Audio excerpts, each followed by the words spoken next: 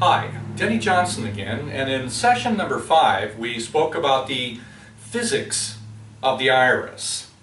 In this session we're going to speak mostly about the earth elements of the iris.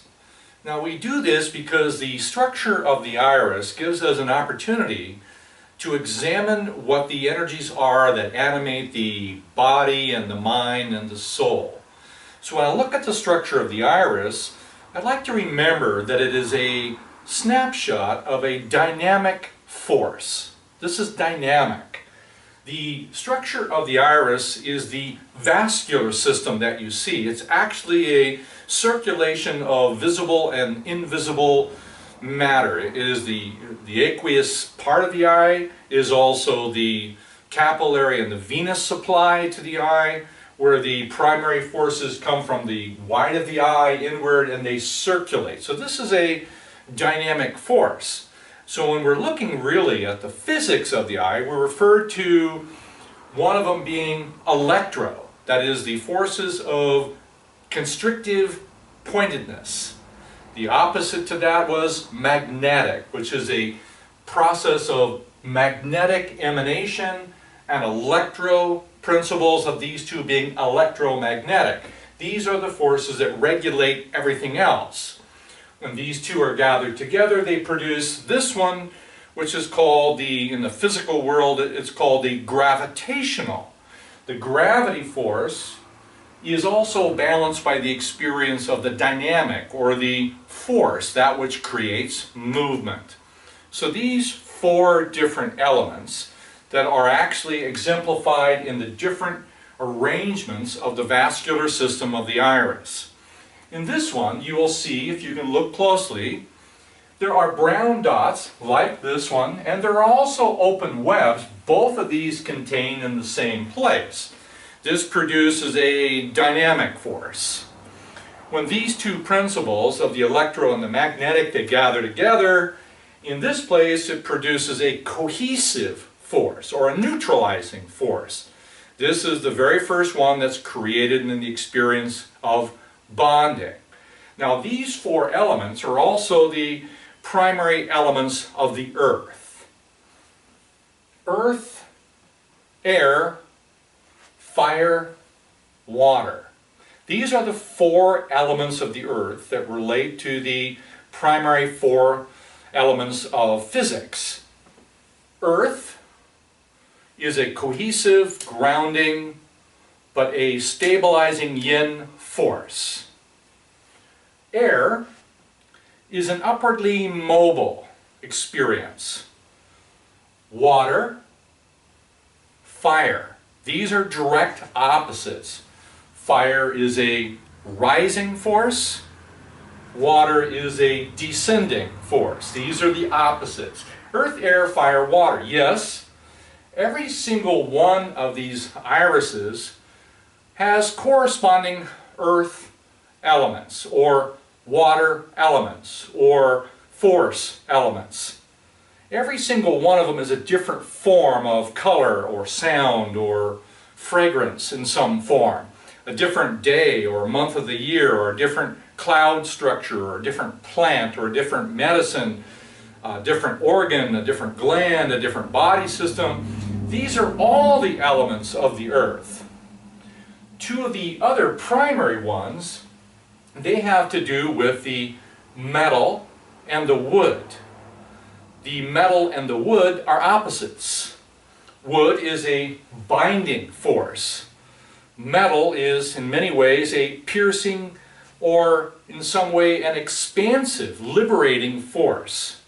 So earth, air, fire, water, metal, and wood, these are the six elements that make up the primary forces below the heart. That's where they are related to being the experiences of the primary elements of the earth. That's the body recognition. The other ones are also relative to higher functions. These higher functions are also natural attributes of the soul, but they are mostly realized when we actually desire to experience them. So these four, earth, air, fire, water, they now are involved in the continuation or the circulation of all the other elements and animal elements, because each one of these is another animal in some form or another. Different kind of tree, because all the spectrums of trees or plants or flowers are all here. So this is how the earth element symbols of the iris, they relate to the physical attributes of my own being.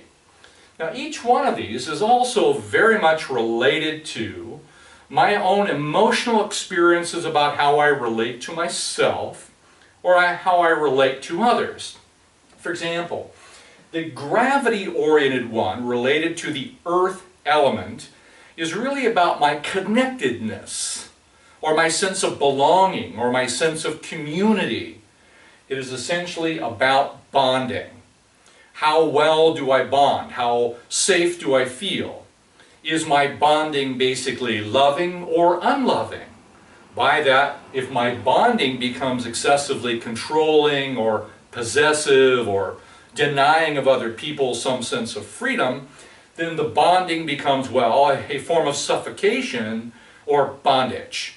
This is where people end up with neurological difficulties in the physical body, and their insecurity about this bonding is oftentimes found in the family tree, going back maybe 100 to 140 years, and is also reflected in their relationship of the degree of bonding between their mother and father at the time of their conception, and all the way through the processes of gestation and through the experience of the early childhood development, particularly under the age of 3.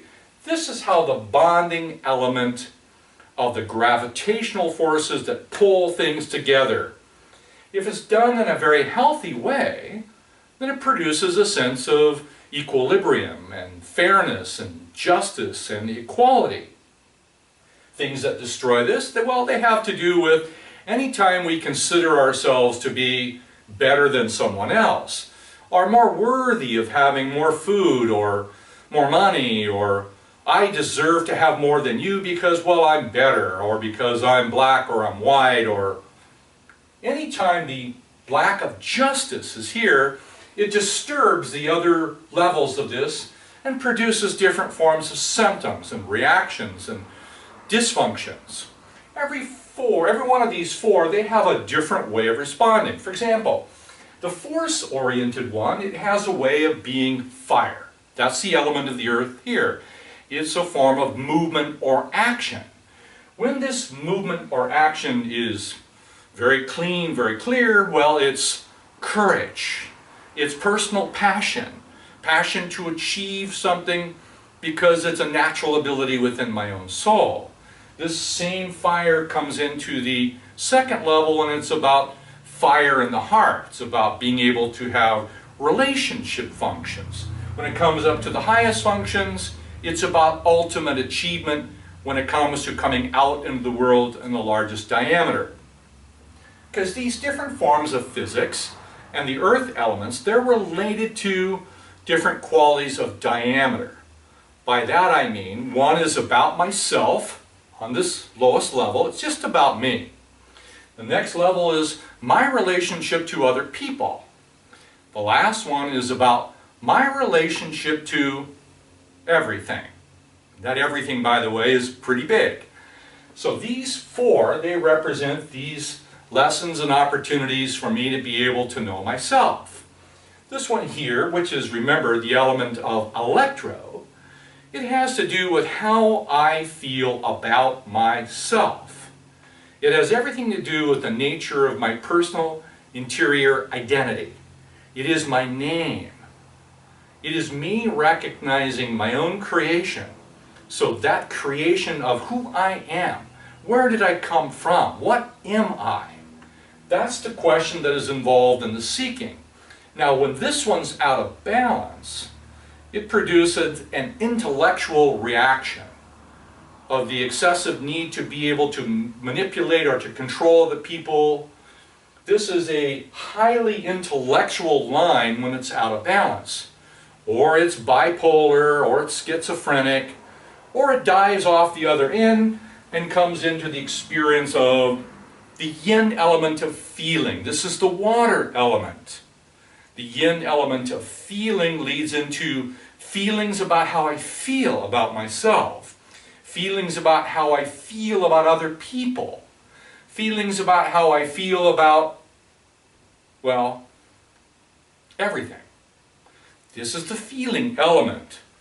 All of these elements, by the way, they are reflections of attributes within myself.